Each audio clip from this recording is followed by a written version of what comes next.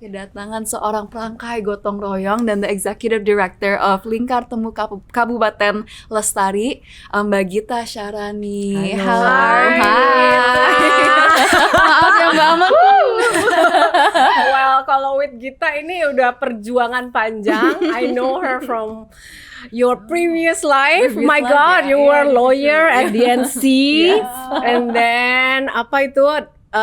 Sekolasa. Aku tahu dia Iya, pertama kali Sekolas, which is Sekolas. amazing. All these lawyers kumpul-kumpul, corporate lawyers kumpul-kumpul For pro bono ngasih work. pro bono work for Amazing. non-profit. Yes.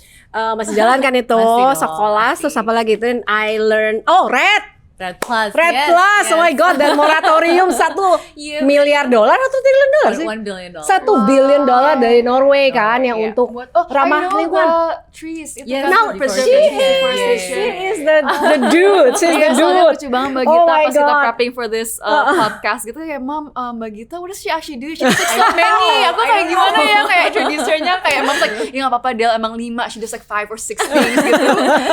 Yeah, and then terakhir yang, I mean congratulations you're doing Chief of Chevening Award, Chevening Yes, apa tuh namanya, sekarang- alumni ya? Yes, alumni congratulations association. that too, Yes. alumni Superwoman kayak deh. Kita, Udah mulai kita- start tahun ini sudah. Hah? Tahun ini habis? End of the 2021. 2021. Iya, per 2 tahun fingers kalau nggak salah ya. crossed, Oh, bisa reapply? Enggak lah. Enggak ya, Pak? Enggak lah, I don't cukup want ya? to, yes. Oke, -1 your role. Alright, got it. So, I also learned the word lestari, how beautiful it is. Ini oknumnya di sini, dia cerita, I think not convincing, I already know about ramah lingkungan and all that, tapi the way lu merangkai kata Sigit, that's actually Oh, that's good to one of know. your gift, ya. That's good to know. Penggiat pembangunan lestari ya kan. Terus you said something tadi di awal apa? Perangkai. Perangkai. Coba Perangkai boleh gotong royong ceritain coba. dikit nggak, Mbak Gita? What does that Maksudnya- actually mean? Iya. Ya, Maksudnya perangkai gotong gotong royong. royong. Jadi ceritanya ini long story short dulu ya. Jadi kan dulu aku memang corporate lawyer, tapi sejak dulu salah satu bidang yang aku fokusin banget memang climate dari dulu, krisis iklim dan lingkungan, alam lah intinya. Terus salah satu prinsip yang aku lumayan terobsesi dari kecil karena ayahku tuh suka banget sejarah. Jadi dulu tuh salah satu hal pertama yang diajarin ke aku tuh pidatonya Bung Karno yang cerita tentang Pancasila. Oke. Jadi Pancasila itu waktu diperkenalkan pertama kali beliau bilang oke, kalau di masih terlalu kompleks 5 pasal itu bisa disederhanakan lagi. Iya. Jadi esensinya satu, gotong royong. I Nah, see. jadi awalnya tuh Amazing. sebetulnya akhirnya I guess that's my why gitu. Maksudnya gotong royong identitasnya Indonesia. Ini umur dan berapa waktu itu, Git? aku masih kecil sih karena aku anak tunggal, Mbak Vera. Oh, Jadi paket hemat di iya. sini.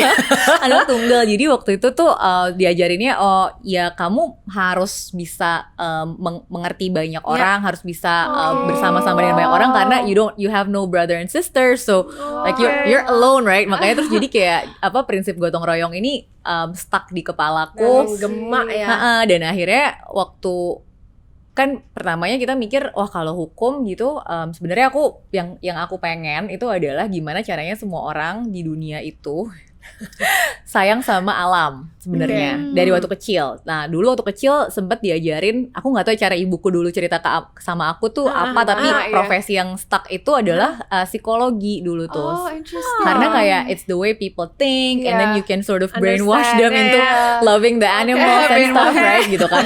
Dulu tuh ngertinya tuh psikolog, tapi ternyata I'm not good at math. Emang psikologi Turns perlu out psikologi? kan IPC kan. Masuknya dulu ilmu pengetahuan campuran kalau mau ikutan UMPTN. So it's not Karena itu sciences. iya, masuknya Dulu science, zaman lu udah masuknya nggak ada A1, science. A2, A3 kan? Udah nggak ada kan? Nggak ada SMA. Dulu kayak Oke. IPA, IPS Oh, atau IPA, IPC. IPS, Nah oke. terus jadi kayak waktu SMP sih aku sadar yang kayak aku nggak terlalu bagus ya di math gitu. Bagusnya di apa? Justru bagusnya di social science, I love Oke. history gitu-gitu kan. Terus apa ya pekerjaan lain yang bisa ngajak orang mengubah. Wow. Iya mengubah. Oh. Terus disitulah saya belajar Wow. regulasi, exactly Oke. kayaknya peraturan nih gitu. Tapi dari Wow. dulu emang pas masuk ke lawyer itu emang the heart is environment. The heart itu Ya, the heart is oke. alam sebenarnya Oke. gitu. Jadi environment tuh salah satu bagian, tapi emang dari dulu tuh gimana caranya hidup rukun dan bergotong royong gitu loh. Jadi manusianya dalam juga konteks ada, itu. alamnya lingkungannya juga ada, ekonominya tetap growing, but then it's harmony antara exactly, harmony. seimbang gitu, Lestari itulah, bergotong royong ya. itu kan, makanya terus udah gede 2010 mungkin udah hampir kayak 7 tahunan lawyering, terus sadar ternyata kebijakan aja nggak cukup gitu. Maksudnya even if you have the regulation, if people don't comply, want to follow it or they don't know why they should comply, kemampuan untuk betul kan? or they cannot gitu tuh susah juga kan. Makanya tuh akhirnya jangan-jangan aku harus explore di dimensi lain nih untuk bisa memahami perspektif orang lain. Disitulah aku belajar teori yang namanya collective impact gitu. Teori ini yang adalah balikin aku ke ini teorinya orang bule tapi ternyata esensinya gotong royong. Gitu kan, gotong royong. Boleh jelasin dikit gak collective impact, the theory ya? Yeah, the theory. So basically what they're saying, kalau misalnya kita mau mencapai tujuan secara sustainable, secara konsisten dan berkelanjutan, sebenarnya ada 5 elemen. Ini teorinya sebenarnya menarik deh, dikembanginnya oleh lembaga-lembaga donor yang meminta bantuan dari monitoring evaluation firm sebenarnya untuk mengakses dampak yang mereka timbulkan dari funding yang mereka berikan di Amerika sebenarnya exercise-nya. Terus dari situ hasil dari bacaannya menimbulkan kesimpulan bahwa ternyata ada beberapa hal yang harus dipenuhi supaya hasil dari funding itu nggak cuma berhenti di project tapi bisa long lasting gitu kan. Itulah yang jadi teori collective impact. Dari 5 elemen itu sebenarnya nomor 1 shared goals gitu. Jadi gimana caranya kita menemukan satu hal yang diperjuangkan bersama-sama. Yang nomor 2 shared measurement. Jadi tolak ukur sukses sama gagalnya harus sama dulu. Kalau suksesnya yang satu ukur valuasi funding, yang satu ukur valuasi kesejahteraan masyarakat. KPI lah, ini KPI harus gitu. jelas. Harus disepakati di depan. Kemudian ada mutual contribution. Jadi masing-masing misalnya aku, Mbak Vera, Adele bergotong royong untuk satu sama lain. Gak boleh ada yang free riding, harus semuanya contribute. Dan put something on the table gitu, skin in the game gitu kan katanya. Itu mutual contribution. Terus ada elemen lain yang ngomongin soal communication sebenarnya, continuous communication. Dan kan kalau kita biasanya perspektifnya komunikasi itu keluar untuk menceritakan cerita kita dan lain-lain. Padahal kalau di teori collective impact itu actually the important communication itu internal within the collective itself. Understanding gitu. jadinya lebih paham. Harus dijaga secara kontinu. Nah makanya ada elemen kelima namanya backbone team. Nah, backbone team ini yang mengorkestrasi. So the main function is to make sure that the 4 elements itu berjalan dengan baik. Nah, disinilah ada profesi namanya convener. Gitu ceritanya. Di sini jadi yang memastikan bahwa 4 elemen yang lain berjalan dengan baik dan yang merangkai itu menjadi lestari. Betul. Sebenarnya merangkainya bisa menjadi apapun, tapi karena kan collective impact bisa diterjemahkan ke berbagai, misalnya Adele passionate ke mental health atau ke education, itu bisa rangkaian-rangkaian yang lain gitu kan. Tapi yang penting tuh ada yang kayak ngatur di tengah-tengah, tapi nggak boleh. It has to be neutral enough so that they can focus on the bigger strategy, tapi juga nggak tersedot energinya dengan persaingan di antara anggota-anggota kolektifnya sendiri, karena they're just udah sitting there supervise, making sure that everything falls into the right place. Itu nggak ada bahasa Indonesianya tuh convener. Dan I was like, kayaknya ini profesinya cocok nih yang dilakukan emang ini gitu selama ini, tapi kan nggak ada bahasa Indonesianya. Mungkin kita harus mulai menawarkan sih profesi itu sebagai profesi yang legit di Indonesia, karena the more that I think about it, kalau di dunia investasi ada arranger tuh exactly, arranger ada, benar, gitu kan, itu sama banget, exactly, custodian, benar. Tapi arranger, social ranger itu yang sebenarnya ini kan movement kan sebenarnya, and people are doing it gitu kan at all time, banyak gerakan dan banyak yang mengatur, tapi tidak ada yang melegitimasi fungsi dari si yang mengatur itu sebagai profesi. Marilah kita legitimasi gitu. Jadi harus didengungkan terus nih, karena kayak influencer gitu kan, jadi profesi yang gitu. You can't find the role, create it ya. Jangan benar. Kayak kayaknya ini pekerjaan aku kayak gini sih. Fit into one mold aja, create it aja. Kalau kita istilahnya, kalau nggak ada itu kan others Others, iya. Harus milih others. No, Tapi kan usually, gua tulis others kan ada bener, titik 2 bener. apa gitu. Exactly. No, I do that all the time Oh, yeah, sekarang. you do Iya. Convener gitu. Nobody writes that, right? Iya. Kayak Oh, okay. padahal banyak yang melakukan. Mungkin kayak sehari-hari juga teman-teman, maksudnya kayak Adele di Rahasia Gadis, you have that arranging Iya. role juga Role, gitu kan. Tapi masalahnya susah Mbak kalau profesi nggak di-recognize, then we cannot fundraise for it. Yeah. Also, right? To be honest kan, maksudnya kan Iya, kayak iya. role itu kan harus ada bensinnya juga kan untuk Of course. and people underestimate the complexity behind arranging Ya, relationships, jadi right? in your Gitu. experience ya as a convener atau perangkai ini ya sebenarnya kalau anak-anak yang mau tahu gitu Ya. S1 apa Ya. sih yang Ya. cocok untuk ini Ya. gitu. I'm just thinking out loud. skill dasar kan, iya. Kayak kalau dia mau ambil S1 apa tuh bisa ke sini gitu. Social ranger pasti social science, Ya. lawyer pasti Sebenarnya enggak, di semua bidang tuh skillnya bisa dipelajari ya. Mungkin S1 tuh karena gini, kalau aku kemarin sempat bahas juga, kita punya satu campaign namanya Jobs for Nature. Ini juga mencoba menerjemahkan semua profesi itu bisa fit in ke dalam si rangkaian itu gitu.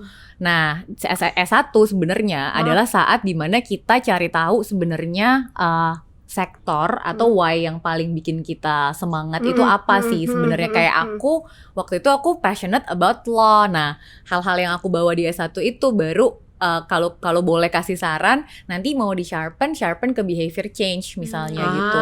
Nah, itu psikologi ya karena benar, psikologi sebenarnya karena kan organisasi. betul, psikologi organisasi, dan itu kan biasanya baru dipelajari secara spesifik pada saat kita master ya sebenarnya. Iya. Tapi core-nya kita harus tahu dulu nih core-nya mau dibawa kemana. Kalau emang tertariknya investment, maybe that should be your core. Atau tertariknya ke law, mungkin core-nya itu sih Mbak kalau saranku, karena begitu kita benar-benar masuk dan hanya punya satu skill, ya udah pokoknya saya mau fokus jadi convener dulu. Agak sulit karena sebenarnya menjadi convener butuh pemahaman perspektif dari sektornya sendiri. Ya. Right? Kayak you cannot Bukan cuma sekedar membina hubungan, Betul. bukan sekedar kayak GoFrel apa PR No, gitu kan. Enggak, it's actually punya 360 gitu ya. Exactly. 360 is the right views, betul, bird eye betul. view gitu. Benar. Itu salah satu skill yang paling aku, jadi maksudnya kayak seneng banget ketemu gitu, ada teorinya lagi. Jadi ternyata banyak hal yang kita kerjakan banyak teorinya juga. Oh wow. So there's this one module di Harvard namanya 360 negotiation. Nah, itu sebenarnya salah satu yang sekarang kita coba aplikasiin ke apa yang kita kerjakan sehari-hari dengan negosiasi lintas batas, lintas dimensi gitu ya. Nah, itu sih sebenarnya core-nya, kita belajar melihat orang dari perspektifnya dia, bukan dari Dan perspektif pemikiran kita. ini yang I mean you graduated from Leeds, right? University, and you took some of the studies from Harvard. Ini dibawa ke bapak-bapak bupati dan di desa itu ya. That one that actually part yang gue admire lo to the max gitu, karena you have that patience, ya kan, juga apa ya, hope, ya kan, dan membawa mereka, maksudnya supaya sama dengan mungkin pengetahuan, sisi wawasan gitu ya. I mean, Dia goalnya itu apa tuh? Kayak Iya. you meet them together supaya mereka lebih lama. Ya, udah berapa lama ya? Atau apa tuh the bigger Yeah, I goal? wonder. Jadi sebenarnya yang mempertemukan tuh bukan aku nih. Okay. Jadi actually it started from them sebetulnya. Jadi ini ngomongin Lingkar Temu Iya, Kabupaten Lestari iya. ya. Jadi itu tuh buat aku juga privilege nih bisa bareng-bareng sama mereka. So it started from 2 kepala daerah. Jadi kepala daerah di Sumatera Selatan ada satu kabupaten namanya Musi Banyuasin. Oke. Kemudian di Kalimantan Barat ada satu kabupaten lagi namanya Sintang. Nah, ini 2 kepala daerah ini menarik sekali. Mereka tuh dulu ceritanya lagi ngobrol lah ya gitu. Kebetulan aku ada sama mereka karena kenal dari pekerjaan sebelumnya gitu. Ngobrol, wah menarik ya kalau kita bisa pecahin misteri nih katanya.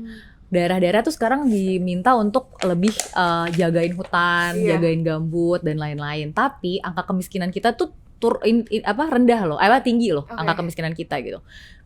Bisa nggak ya kita bikin satu geng gitu yang kerjanya cuma satu, membuktikan aja bahwa kalau kita jagain lingkungan itu sebenarnya angka kemiskinan kita bisa menurun juga, itu bisa paralel. Karena itu kan bisa gak sih? Jadi kayak dari penasaran mereka tuh kayak bisa gak sih? Menurut kamu bisa gak gitu? Ya harusnya bisa Pak, gimana caranya gitu kan? Yaudah cari tahu gitu kan? Nah itu sebenarnya si koalisi ini dibentuk untuk mewadahi daerah-daerah yang memang tertarik untuk yaudah kita coba cari tahu caranya, apakah betul-betul ada resepnya dan apakah bisa direplikasi di seluruh Indonesia. Sebenarnya tujuannya tuh dulu itu, it's a simple it's a simple question with a hard answer gitu kan sebenarnya. Jawabannya belum ada dong. Benar, jadi kayak keseimbangan itu sebetulnya bisa tidak sih dicapai lewat narasi pembangunan yang memprioritaskan ekosistem alam. the Kalau environment. zaman sekarang tuh apa teori ekonominya si Kate Circular, Traverse itu circular. yang donut economy gitu kan, Iya, circular. benar, circular. Jadi Economy. ekologi itu batas luar gitu kan sebenarnya. Jadi kalau tanpa batas luarnya dijaga, maka apapun yang di dalam Semuanya. tuh nggak akan berhasil.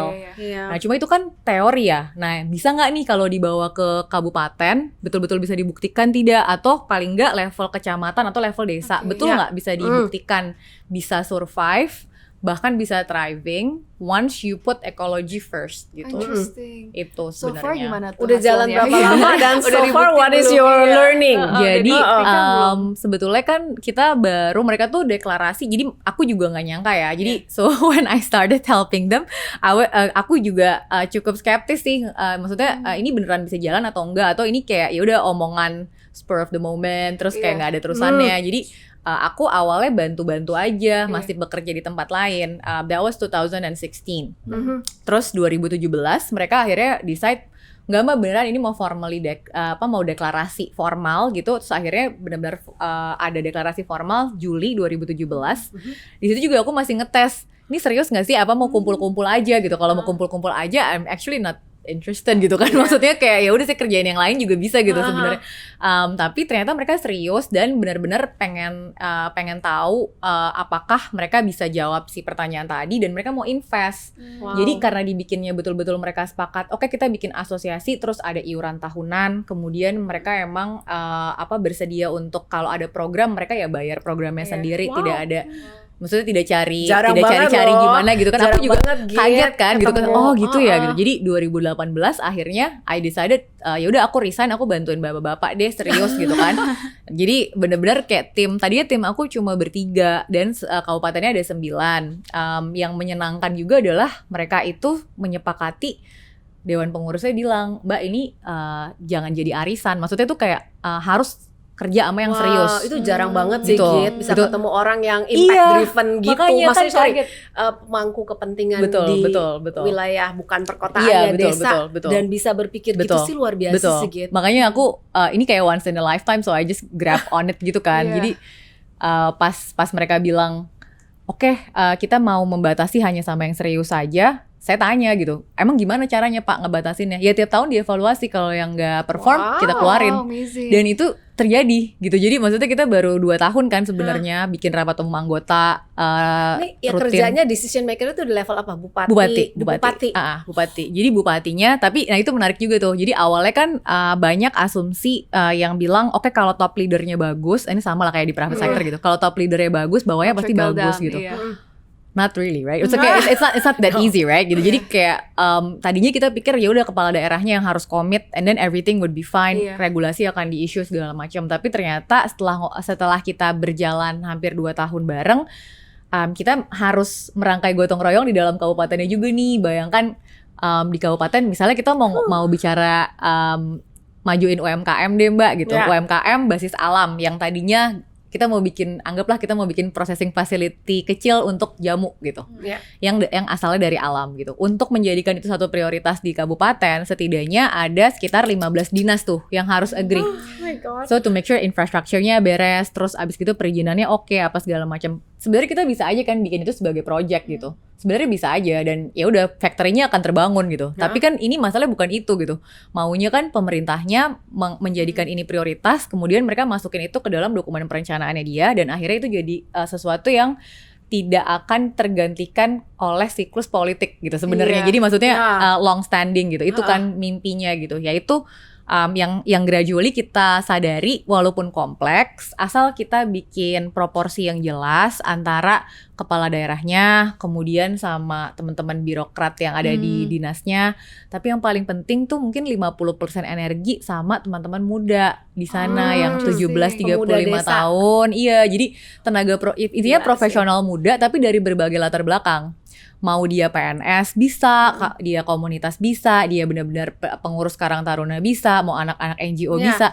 Tapi umurnya segitu, karena dengan mereka yang umur segitu dan mereka yang semangat, kan mereka yang hidupnya ada di sana Iya, juga dan harapannya iya. tidak pergi ke kota besar tapi berkarya dan jadi keren di sana gitu. Oke. Nah ternyata dengan nge-shift naratif seperti itu, pemerintah kabupaten pun jadi lebih semangat karena ternyata teman-teman Yang muda nggak kehilangan pun mereka ya. betul, kita buka lapangan kerja baru, mereka jadi lebih semangat dan sama kerennya sama kota. Sebenarnya itu yang pengen kita lihat tuh nggak ada Tapi bedanya kan ini gitu. terancam tadi ya. You said something about kalau shifting of politics. Yes. Ya kalau misalnya bupatinya ganti gitu ya. How secure is this Nah, kenapa kita pilot atau sebenarnya kenapa kita jadi shifting tadinya misalnya kepala daerah mungkin kalau kita lihat pembagian energi aja ya. Jadi kepala daerah mungkin 20%, birokratnya 30%, 50% yang professional simply because we know the only way this model can survive adalah kalau ada bisnis modelnya. Oh ya, Balik ke situ. balik lagi ya. Balik lagi ke situ gitu. Jadi kayak mau memperjuangkan apapun ya balik-balik lagi tadi si kegotong royongan itu akan muncul kalau ada sesuatu yang nyata bareng-bareng. Jadi misalnya kayak di Siak nih sekarang, ini seru juga sih. Kita tuh baru kan penasaran aja, oke harus bikin sesuatu bareng sama anak-anak muda gitu. Maunya bikin apa? Oke, maunya bikin hilirisasi. Pokoknya produk berbasis alam yang bernilai tambah gitu. Dari mana ya gitu. Terus ngobrol kan, terus kita ada visit ke desa dan lain-lain, ngobrol sama teman-teman lokal sana yang ngelit juga teman-teman anak-anak muda profesional. Keren Mbak, di Siak itu ada akun misalnya Explore Siak namanya, followernya udah 25.000. Mereka manage everything and then the quality of the video misalnya yang mereka produce tuh gila, bisa disandingin deh sama yang dari Jakarta kalau menurut aku ya. Nah, itu kan tapi nemu karena kita ngobrol-ngobrol cerita segala macam. Gila. Terus apa yang mereka mau kerjakan?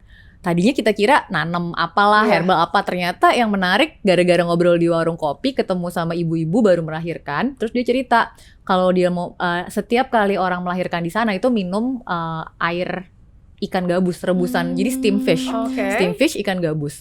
Kenapa? Karena lukanya cepat sembuh katanya. Terus local wisdom betul, ini ya. local wisdom dari situ kita penasaran kan, ada apa nih dengan si ikan gabus ini gitu. Ternyata kita pelajarin, ngajak teman-teman biotek akhirnya gitu. Untuk lihat sebenarnya ada potensi apa sih di ikan yang sebetulnya bisa dipakai untuk memastikan kualitas sungai tetap terjaga gitu. Ternyata ikan gabus itu kalau diekstrak ada satu zat namanya albumin. Oke. Nah si albumin ini bagus banget buat immune system and healing.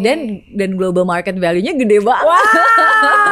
Hampir kayak itu 2025 itu predicted-nya 15 billion. Jadi secara global US dollar. Yes. Industrinya ya. Iya, industrinya gede. Jadi kita harus beternak ikan gabus nah, dong. maksudnya itu dia kan, maksudnya that's like one of many, right? Like itu contoh kecil aja dan kita bilang oke, menarik nih, tapi jangan orang Jakarta yang ngerjain gitu kan. Iya dong.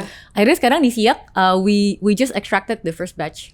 Wow, Local Farmers, young innovators, female yang lead Female lagi. di laboratoriumnya ada gitu. Nih, Jadi IWF.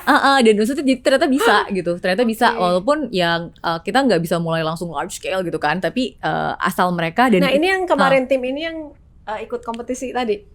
Iya, beda kabupaten itu ada lagi ya. Jadi setiap kabupaten itu juga menarik juga tuh.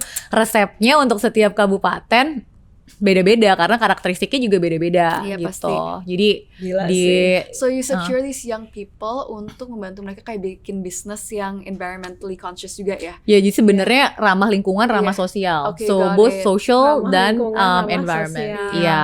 Aku suka gitu. sih karena idenya kayak a lot of people bilang kayak aku belum mau deh bantu-bantu kayak lingkungan gara-gara kan there's still people in need. Tapi mereka kurang, mungkin kayak ada disconnect ya by the fact that if you don't help the environment you won't help people. Yes. Gitu kan, people think it's two separate issues. Tapi actually kalau you invest in the environment you actually invest in the local community juga. Yes. So mungkin that disconnection that people make in their mind harus dimulai mindsetnya kali ya. Iya. Ganti gitu. Dan I think your biggest driving force is that you have hope in the people. Ya. Which is I think itu tuh gue Agak pasti itu kayaknya di atas orang normal gitu loh, your skala of hope gitu. Tapi ya. setiap hari dapat That's cerita amazing. yang selalu bikin gak boleh nyerah gitu sih Mbak. Maksudnya aku kan ya pasti down juga gitu ya. Siapa sih yang enggak gitu. Maksudnya kayak oh my god susah banget sih gini. Tapi tuh setiap hari tiba-tiba kita dapat cerita misalnya dari yang laboratorium Siak gitu. Tiba-tiba mereka bikin granola. Hah, dari mana, siapa yang ngajarin? Enggak, nyoba-nyoba aja. Those little stories how keep you can going, you not be hopeful gitu? Tiap hari dapat berita yang kemarin Mungkin, misalnya kita kolaborasi sama Duanyam buat Sintang. karena kan 2 Nyem keluarin satu model baru untuk tata niaga. Kreologi itu membantu misalnya Adele bekerja dengan satu pengrajin cuma bisa produksi 5 tas gitu sehari. Kalau diagregasi maka dia bisa ambil 5.000 tas gitu, pesanan 5.000 tas, tapi kerjanya bareng-bareng. Nah itu kan butuh sistem. Nah sistem itu kita cobain di Kabupaten Sintang barengan sama timnya kreologi 2 Nyem. Nah itu kan virtual Mbak, nggak bisa turun ke lapangan. Itu tuh benar-benar ibu-ibu tuh kita dapat foto yang ibu-ibu belajar pakai kertas kerja yang di rumah masing-masing, atau kayak ngumpul bareng di balai desa terus duduk terus ngerjain gitu.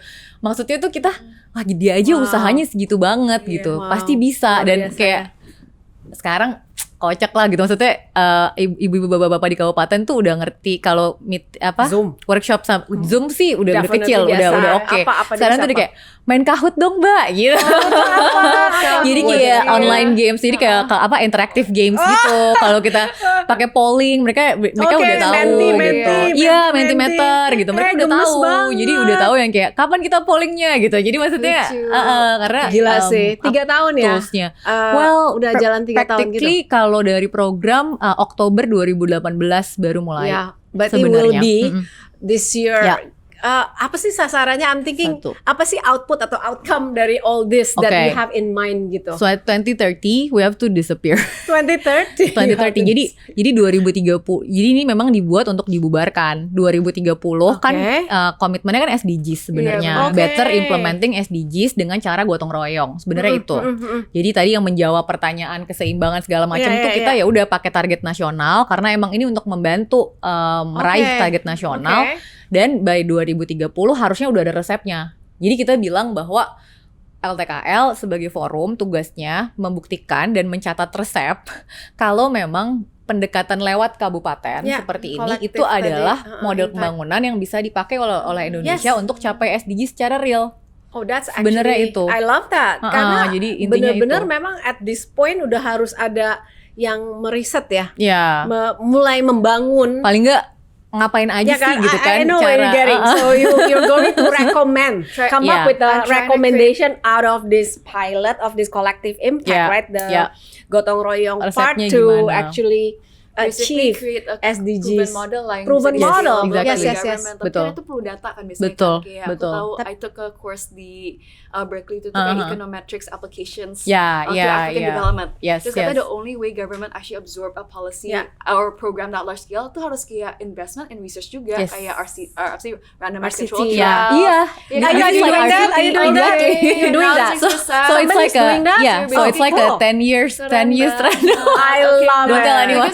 Don't tell anyone. Tapi maksudnya itu kacamata yang kita pakai. Jadi so that makes sense. Aku udah kayak ngeklik nih. Udah sekarang ngapain sih sebenarnya gitu. Jadi bayangin you're trying to prove a model. That's No, I love that. Kita all research based and impact driven mind. Ini kan satu rekomendasi yang datang tapi dari dicobain Indonesia, banget gitu. Selama 10 tahun. Akan jadi sampai 20 So if you want to be part of a 10 years research, come to us gitu sih. Ya kan? Tapi particularly in this area of Indonesia gitu kan, you have the apa tadi 9 apa 17 9 kabupaten aktif. Tapi di provinsi berapa provinsi? Provinsinya total 6 provinsi. Tapi intinya 3 pulau besar sih. 6. Sulawesi, Kalimantan, sama Sumatera. Oh, Jawa justru nggak ada ya? Jawa nggak ada. Karena kan yang mempersatukan satu ini voluntary. So anybody kalau dari Jawa ada yang tertarik mau masuk ya monggo gitu sebenarnya. Tapi belum aja. Iya. Oke. Yang kedua yang mempersatukan mereka itu sebetulnya proporsi hutan dan gambut di dalam kabupatennya. Jadi mungkin buat Jawa udah kayak terlalu padat. Beda ya gitu. Maksudnya karakteristiknya beda jadi mungkin agak kurang nyambung kalau ngobrol gitu. Kalau yang what I'm thinking sih Jawa itu kan masih representasi 70% populasi Indonesia ya. Betul. When you're talking about pembangunan you have to membangun di Jawa dulu, which it will be a good quote unquote sampling to have benar. gitu. And I think you probably want to look at that. Ada beberapa. Jadi modelnya tuh benar-benar kayak membership sih Mbak. We try to make it as sort of membership berbayar. Iya. Benar. mereka berbayar? Bayar kan iuran tahunan. Iya dong. Oh, iya. Maksudnya that's the biggest sign of amazing. commitment, right? Yes. If they stop paying, then ya itu Ya udah, useless. artinya This is useless for you, dan ya udah gitu. Maksudnya ya kita coba juga gitu. Kalau memang setiap tahun, intinya gini, setiap tahun tuh members bilang, kalian harus sekretariat harus prioritize only 10 active members, karena more than that nanti jadi kerajaan gitu. Maksudnya kayak terlalu besar. Jadi 10 aja. Sekarang kan masih ada misalnya slotnya ada 1 nih yang kan baru 9 kan, itu karena ada 3 yang dinonaktifkan karena mereka tidak perform gitu. Nah di pipeline yang ngantri daftar sebenarnya ada 18. Ada 18. So it's like yang kurasi adalah Board of General Assembly. Jadi rapat umum anggota, pengambilan keputusan tertingginya. Kami kasih rekomendasi and then they decide gitu. Itu aja sih. Kalau ada di Jawa tuh ada beberapa kayak Bandung Barat katanya tertarik, ada beberapa deh gitu kan yang mungkin tertarik, tapi ya kita lihat aja. Masalahnya kalau memang mereka nggak ngelihat ini tuh sebagai sesuatu yang asik gitu ya, kayaknya males sih. Soalnya susah sih. Maksudnya udah disuruh bayar, suruh kerja, suruh ditagi-tagi gitu kan, dicerewetin sama orang sekretariat gitu. Kayaknya berat juga jadi kabupaten LTKL tuh. Tapi berarti mereka nih kabupaten-kabupaten ini melihat Gita as their partner pembangunan. We call ourselves their minions sebenarnya. I like that. Minions. So, Minions. Minions. Jadi kayak maksudnya we are here to help you achieve your goals. But if you stop running, we stop running. If you sleep, we sleep. Jadi maksudnya our speed depends exactly. Iya, kita nggak akan paksa kalian untuk maju lebih cepat dari apa yang memang kalian mau kejar. Kalau kalian kejarnya 50 km per jam, we'll follow you gitu. Maksudnya tergantung kalian lah gitu. Kalau udah nggak butuh ya dibubarin aja gitu. So your team itu handling semua kabupaten ini? Iya. How many people now? Sekarang total 15 orang. Wow. 15 orang. Tapi ini biggest that we ever have sih. Maksudnya dengan pandemi ini strukturnya juga berubah. Memang kita harusnya targetnya 2021 di semua kabupaten sudah ada local team yang akan in charge di sana. Jakarta semua nih tim ini. Sekarang tahun lalu itu masih hampir semua di Jakarta dan kita punya jejaring mitra di kabupaten. Begitu pandemi paksa kita untuk langsung legowo. Ayo tim lokal yang bergerak. Jadi sekarang di 3 kabupaten kita sudah ada tim sekretariat yang di kabupaten. Seneng juga ya. Seneng banget. Tapi ada. Iya, dan kayak kita it's humbling us again gitu kan. Maksudnya tuh kayak 2020 kayak ya ternyata kita orang Jakarta so tahu juga ya gitu. Maksudnya ternyata mereka di sana lebih tahu loh cara komunikasi gitu. Mereka justru dapat hasil lebih cepat daripada kalau kita back and forth travel ke sana gitu. Terus di daerah-daerah ini masalah lingkungan hidup yang paling besar itu apa? Is it deforestation? Is it pollution? Sebenarnya kalau ditanya yang paling besar karakteristiknya beda-beda ya. Cuma sekarang sih kita fokusnya di bencana sebenarnya. Jadi karena kan ada kebakaran hutan lahan misalnya di beberapa kabupaten besarnya di situ. Ada longsor, banjir gitu ya di kabupaten-kabupaten lain. Ada juga yang permukaan airnya naik terus gitu dan atau danaunya turun gitu. Jadi semakin lama semakin dangkal. Nah itu kenapa kita fokusin di bencana? Karena sebetulnya bencana itu memperlihatkan dampak langsung dari kalau memang ada deforestasi, kalau memang ada tata kelola lahan yang nggak terlalu bijak gitu, impact yang bisa langsung dirasain sama masyarakat ya bencana gitu. Karena kita kalau ke desa terus bilang, "Iya Pak, ada krisis iklim nih Pak," gitu. Mereka kayak apa Mbak gitu. Jadi iya misalnya ini jadi kering ya gitu, susah panen gitu dan lain-lain, mungkin lebih relatable. Betul. Dan kasihan sih. Jadi misalnya Kabupaten Sigi gitu kan yang di Sulawesi Tengah itu it's amazing. Jadi hampir 80% dari total areanya mereka itu hutan dan hutan lindung. Dilindungi dan mereka komit sekali gitu untuk menjaga itu. Tapi mereka kemarin kena likuifaksi waktu yang tanah geser di Palu itu. Nah mereka tuh kabupaten paling deket tuh di situ. Tapi karena kabupaten Pemekaran nobody realize that it's their kabupaten juga. Jadi semuanya Donggala, Palu, padahal Sigi yang paling banyak kena yang benar-benar titik likuifaksi. Nah si Sigi ini mereka kan resilience-nya gede ya karena jadi pada saat itu terjadi, teman-teman yang hidup berdampingan dengan hutan dan lain-lain baik-baik aja. Karena mereka tetap bisa hidup dan nggak tergantung sama warung, nggak tergantung itu yang hidup dari alam gitu kan. Tapi yang sedih adalah begitu mereka mulai survive lagi, tiba-tiba oleh karena keputusan kabupaten lain yang yang mempengaruhi ke tempat mereka kena lagi bencana banjir, jadi baru nanam gitu banjir hilang lagi gitu loh. Jadi itu semuanya saling berkaitan sih akhirnya, dan susah kita kalau benar dan ya gitulah, maksudnya there's no nggak ada ekonomi di dead planet kan. At the end of the day kayak mau pursue apapun susah. No, tapi gitu. Kecintaan Gita gitu ya terhadap lingkungan dan perjuangan gitu ya, big picture of the SDG, all that is amazing. Cuman yang I try to understand nih ya, biasanya kalau orang yang kayaknya getol banget di satu situ ada personal story waktu kecil kan. I heard that your mom entah bedtime story kali waktu tetanya gitu ya, pas mau masuk banget gitu ke situ apa, atau is there something to do with your own yayasan, family punya yayasan ya kan, yang memang ke arah-arah situ gitu. Is that ada anything maksudnya yang worth a specific or maybe bahkan misalnya di other side PTSD gitu terhadap sesuatu lingkungan gitu yang sampai oh my god I will enggak. Dari kecil jadi dulu tuh aku sempet disangka jenius Mbak waktu umur 2,5 tahun. Disangka padahal dong emang bener. Benar. Tapi maksudnya 2,5 jadi kayak nenekku itu dia botanist, maksudnya dia lumayan suka sama tanaman dan mempelajari segala macam. Jadi waktu kecil tuh karena aku tinggal sama beliau, diajarin nama Latin semua tanaman dan I can mention every Latin name. Kayak wah ini jenius nih anaknya gitu. Tapi enggak sih, sekarang udah lupa gitu. Tapi mungkin kalau sering ditanya kan kayak kenapa sih kok suka banget sama alam gitu. There's no other way of living, itu yang diajarin gitu dari dulu, kayak ya memang bumi itu baik-baik aja kalau kita nggak ada. Bumi kalau nggak ada manusia justru malah seneng kali. Ya maksudnya udah terbukti gitu, ancient civilization begitu hilang dipeluk kembali sama akar pohon, ambil alih segala macam kan. Chernobyl aja udah hijau lagi.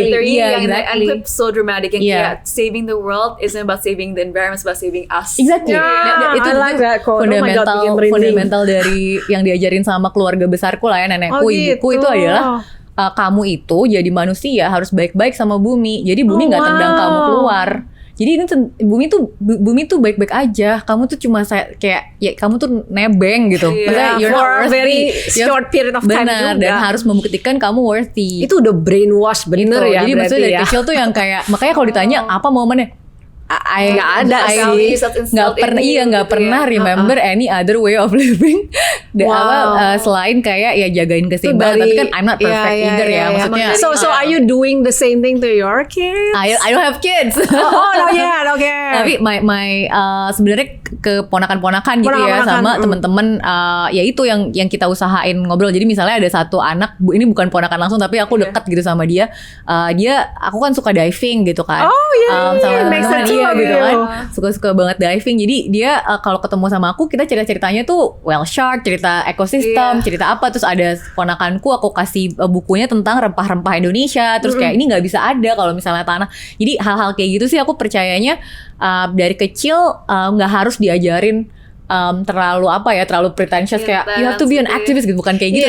Tapi dikasih lihat koneksinya bahwa keberadaan ini dan keberadaan interdependence of all this oknum-oknum di alam. Benar. Jadi just to care sih. Exactly. Kayak maksudnya ngelihat satu sama lain. Misalnya lihat kucing gitu. Kucing ya di situ juga sebagai bagian dari ekosistem, jangan dipukul gitu. Maksudnya dia ada di situ.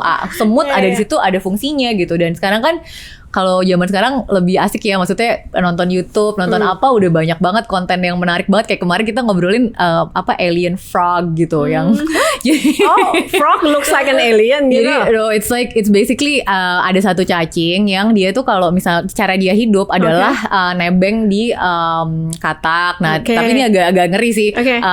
Caranya itu masuk ke dalam matanya si katak supaya matanya itu kelihatan kayak mata alien gitu. Dan itu caranya dia untuk cari perhatian burung supaya burungnya tuh tertarik terus makan, dan itu cara dia berevolusi gitu. Jadi kayak gitu bisa kayak gitu kan. Tapi seru kalau ngobrol sama teman-teman anak-anak kecil kan kayak gitu ya. Jadi semuanya berhubungan gitu. Semuanya berhubungan, semuanya berkaitan. Apa orang bilang kalau yang nebeng itu istilahnya benalu ya. Benalu ya. Jadi kayak benalu di matanya.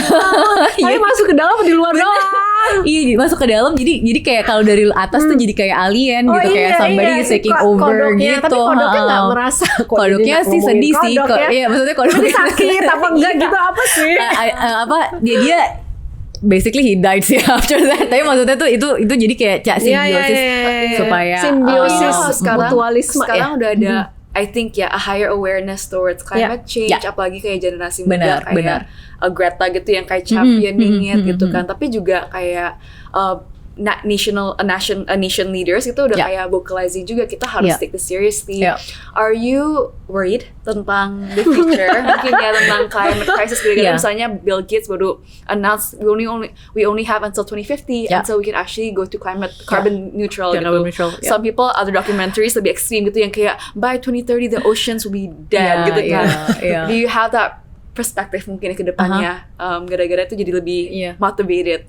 Iya, maksudnya kalau soal worry sih mungkin lo worry-nya udah lama banget ya. Maksudnya kayak soal bahwa karena gini sih, 2000 udah ada hal-hal yang statistik yang menunjukkan kalaupun kita berhasil nih dengan upaya mitigasi kita dan this whole carbon neutral gitu, tuh tetap aja misalnya tingkat bencana akan tetap sudah terlambat akan tetap naik gitu kan. Ada banyak hal yang kayak udah bablas juga gitu kalau aku yang ngelihatnya. Jadi there's no reversible ya. Nggak bisa di reverse. Beyond prevention gitu ya. Iya, exactly. Jadi makanya kan mitigation sama adaptation harus hand in hand gitu. Mitigation penting banget kalau buat Indonesia. Cuma 2 hal aja sih kalau buat aku ya. Kalau kita mau serius gitu kan, ya udah transition out of coal. Nomor 1 itu satu. Terus 1 itu ngaruh, itu akan sangat berpengaruh udah gitu. Langsung nomor clean 2, lah, cleaner energy ya. Nomor 2 ya keep the forest intact, intact itu aja. Dan kita punya largest peat ecosystem kan, yang emisinya itu jauh lebih tinggi daripada hutan biasa kalau sampai kebakar atau sampai rusak gitu. Jadi keep it standing lah. On the first point, I think there's bigger hope. In terms of transition, hopefully into cleaner, karena apa? Investasi udah nggak mau ngasih lagi, banks nggak boleh kasih lagi ke energy company yang masih belum clean dan specifically coal. Jadi mereka harus punya ESG stamp, ESG graded investment. Nah ini 2022 mau diberlakukan. Jadi mereka semua nih lagi grading. ESG consultant lagi rame. Nah kalau energy I have better hope karena udah dihubungin sama duit. Ya kan, kalau yang forest ini nih karena banyak kriminal ya. Tapi itu gimana ya? Insentif or forest sama insentif ekonomi itu berhubungan sih nomor 1 sama nomor 2 karena kan asumsinya semakin banyak forest di convert salah satunya untuk kebutuhan ekstraktif mining dan energy, right? Jadi sebenarnya kita juga melihat kebutuhan transisi energi. Coal is a big thing, tapi juga gimana caranya kita melihat keseimbangan antara resource yang kita pakai dengan konservasi itu juga harus something new I learned bahwa cause of deforestation itu biasanya industrialization ya yang paling gitu. Sebenarnya not only energy plant ya, tapi any type of industrialization yang paling besar kalau dari sisi data yang paling besar dikaitkan dengan deforestasi Indonesia ya pasti large scale plantation sebenarnya. Tapi kan itu mulai dari logging dulu. Jadi maksudnya zaman dulu ada logging jadinya ngebuka, karena ngebuka terus jadi ditanam, terus udah gitu kayak sekarang ya udah di logging dan ditanam gitu. Jadi semuanya satu siklus kan. Jadi sebenarnya kalau aku ngelihatnya jangan disalahin komoditasnya, jangan disalahin tanamannya, nggak pernah ada salah. Maksudnya kayak mau nanam apapun gitu, mau nanam sawit kayak mau nanam kelapa kayak apapun, it's fine. Tapi kita bicara tentang tadi lestari, keeping things as is. Kalau memang tempatnya untuk area produksi silahkan dipakai untuk produksi. Kalau areanya konservasi tolong dikonservasi. Jadi gimana sih caranya Indonesia bisa fokus, dan ini udah banyak peraturannya juga kok, bukan aku yang bilang gitu. Maksudnya Indonesia pun sudah bilang hal yang sama, jangan lagi fokus ke buka lahan, tapi fokus ke intensifikasi dari proporsi lahan yang kita sudah punya, yield yang paling baik dari situ gimana? Karena kita masih ketinggalan jauh gitu. Dari Malaysia mungkin 1/4 kali yield kita. Gitu. Jadi dan itu kan di Indonesia tuh bedanya juga karena proporsi antara petani sama yang large scale itu proporsi yieldnya jauh banget. Padahal kita banyak banget proporsi yang masih dipegang oleh petani. So how can we actually boost productivity in the land Oh, itself. So wow. everything is connected, right? Kayak Banget, kesannya kita banget. ngomongin hutan, padahal kita ngomongin pertanian loh sama. Misalnya pas the initiative yang Red itu kan, it was like a very highly sought out lah. Gara-gara it was supposed to be, correct me if I'm wrong, I learned it in my geography class 12 gitu ya 6 years ago.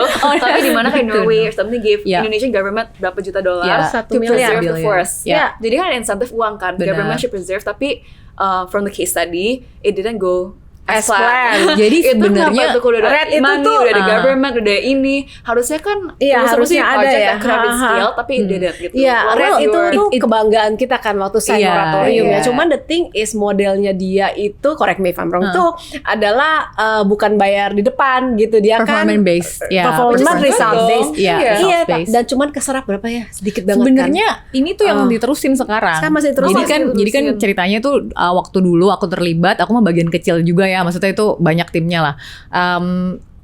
Kan yang pertama itu dikasih kayak readiness gitu kan. Dari the whole 1 billion itu ada bagian readiness-nya.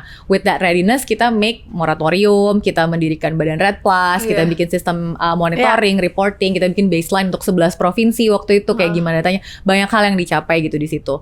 Nah, dari situ sebenarnya kita harus punya satu fund mechanism untuk mengelola sisa yang mau di performance based kan itu gitu. Jadi karena maunya kelola oleh entitas Indonesia sendiri, funding instrumennya Indonesia sendiri. Itu salah satu dulu aku tuh in charge-nya bikin instrumen itu sebenarnya. Nah, sekarang tahun lalu Indonesia sudah mengumumkan mereka bikin Badan Pengelola Dana Lingkungan Hidup BPDLH, which is actually part of the continuation. Inilah funding instrumen yang dimaksud. Kemudian dari situ, dari sisi pendanaan yang nantinya harus Indonesia entitle, karena kita udah turun nih laju deforestasinya loh. So it's good news, kita turun sebenarnya.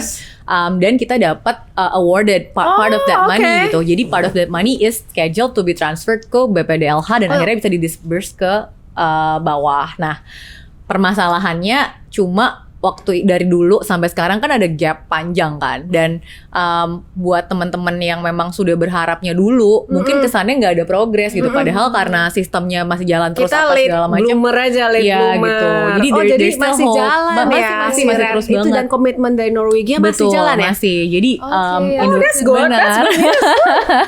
Jadi Indonesia pun sekarang kalau aku sih ya let's try to help the government juga untuk membuktikan bahwa Indonesia bisa perform seperti yang dijanjikan gitu, dan dengan mekanisme yang memang kita bikin juga, dan gimana caranya mekanisme yang dibikin oleh Indonesia tuh juga internationally recognized, internationally credible juga, supaya buka peluang untuk lebih banyak lagi, bukan cuma Norway tapi lebih banyak lagi masuk gitu. Gitu sih. Pak, ya Indonesia bisa sih, aku kayak masih percaya. Tapi I mean it's getting better ya, saving the forest, deforestation itu menurun di Indonesia. Menurun. Kita lagi dapat laju awardnya deforestasinya. dari mana kemarin? UN. Jadi sebenarnya kita itu dapat sebenarnya penghargaan yang salah satu yang paling Prestigious. ini ya, bukan prestisius, maksud aku tuh yang paling menunjukkan kalau Indonesia nih ada progres itu sebenarnya kita dapat yang performance base-nya dari Norway, plus kita dapat juga funding portion dari Green Climate Fund. Itu kan berarti dipercaya juga gitu Indonesia bahwa ada progres, terus kalian bisa kelola sekian banyak untuk meneruskan progres kalian gitu. Jadi in a sense seperti itu sih, banyak hal yang promising, hanya memang secara balik lagi sih trickle down gitu, gimana dari nasional ini yang udah banyak progres bagus itu bisa turun motivasinya ke provinsi, bisa turun ke kabupaten, bisa turun sampai ke kawasan pedesaan. Dan kalau dari LTKL teorinya adalah di sininya harus ada progres, di bawahnya juga ada, jadi kita ketemu di tengah gitu. Jadi pada saat kayak sekarang ditanya, kalau misalnya mau dapat juga pendanaan dari nasional. Jadi sekarang ada satu skema yang Kementerian Keuangan bikin. Namanya fiskal berbasis ekologis. Jadi kayak kan that's kalau actually daerah good. kan daerah kan dikasih duit You can kan. get tarif gitu. Jadi dikasih kemudahan dana pajak. insentif, bukan jadi justru dikasih insentif. Jadi modelnya kayak kemarin when it comes to plastic for example, kan Kementerian Keuangan keluarin dana insentif daerah untuk daerah-daerah yang mampu menurunkan proporsi plastik, penggunaan that's plastik. actually good. Dikasih insentif. Nah, sekarang kita bukan pengen sih, maksudnya Kementerian Keuangan sudah mengumumkan bahkan bahwa mereka sedang merancang skema Fiscal untuk basis berbasis itu buat ekologis, deforestasi juga. Jadi yang daerah-daerah yang bisa preserve the forest can get money gitu. tepuk tangan Gitu. sekarang Jadi, sangat jelas. jadi hopefully Iya. itu dari nasional turun ke provinsi, provinsi turun ke kabupaten. Nah, tanggung jawabnya anggota LTKL dari kabupaten harus ada skemanya turunin sampai ke Gila. desa. Oke. So our kabupaten have that king sekarang. Kalau ke kabupaten Siak bisa bilang nih, oke, kita akan alokasikan sekian dana dari kabupaten untuk ke desa untuk membantu mereka preserve gambut, preserve forest gitu. No, Jadi I love that. emang harus I love trickle. that. Educational banget, Git, as always. Karena gue tuh nggak terlalu bisa membahasakan anything lingkungan hidup as good as you, of course. This is Enggak lah, aku juga the moment of belajar. enlightenment.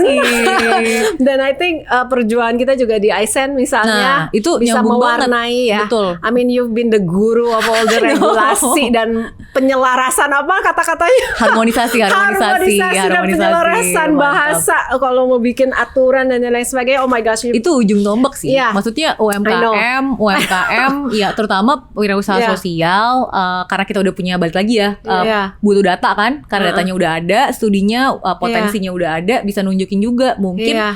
jawaban dari semuanya yang si profesional muda di daerah itu semuanya ya jadi wirausaha sosial Iya. aja gitu I maksudnya. think di Aisen ini kan Action selama ya. ini ya Indonesia Social Enterprise Network. Network itu selama ini kan kita nih cuman suka feature satu. Nah Betul. sebenarnya Betul. together kita ada collective impact juga. Itu tuh kayaknya Betul. Git Betul. yang kita bisa kerjain di Itu. Aisen. Itu iya Merangkai betul. gotong royong within Aisen. Merangkai gotong royong For within the social ecosystem. iya dong bawa Iya, ilmu iya. ke sini gitu ya Git. Sebenarnya udah terjadi tanpa ibu sadari loh Oh Bu. begitu.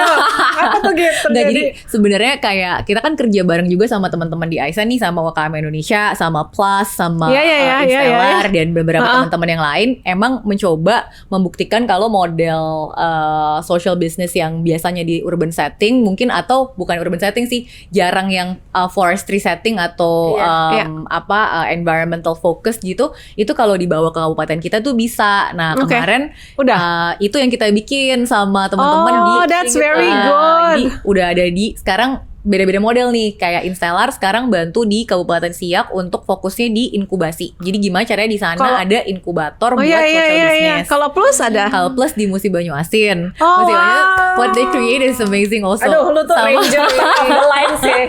I think Incubator juga Plus. Kenapa? Incubator program. Jadi Plus itu justru mencetak managerial human resourcesnya. Jadi we have this on-job training program. I belum updated, belum tahu, tapi lu emang ranger of. Kita pengen cobain soalnya karena kita percaya segala skill set di Aisen itu akan jadi penggerak luar biasa buat si konsep ekonomi lestari itu. Gak bisa. No, use me if any role you think I can play. Oh ini Adele jadi role model, Bu Mbak Vera jadi lestarimu role model. itu.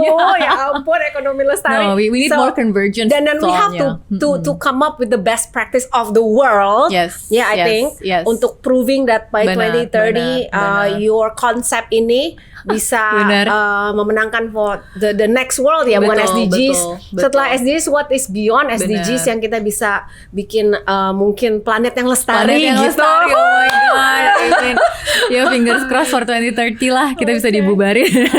Karena resepnya jadi. Thank you so much. Hopefully bisa Git. di-skill, di-replicate juga sih by the Indonesian harus government. belajar dari rahasia gadis untuk ini belajar dari replikasi. No really. Kayaknya lu Communication brainstorming skill, boleh deh di Benar. brainwash anak-anak rahasia gadis Kebalik kita juga diajarin cara ngomong, karena kan demografi yang kita coba touch itu demografinya rahasia Mungkin gadis. boleh banget kita collaborate ya, gimana sih kita jadinya. bisa instill the values of care penting banget, gadis-gadis penting Indonesia gitu. Bener umurnya cocok soalnya. Apalagi Aku kalau ngomong gak nyambung. Ada lebih Boleh ya? educated nih. Tapi thank you so much Mbak Nice. Gita. Thank you I learned a Adele lot dan Mbak about your Vera. story.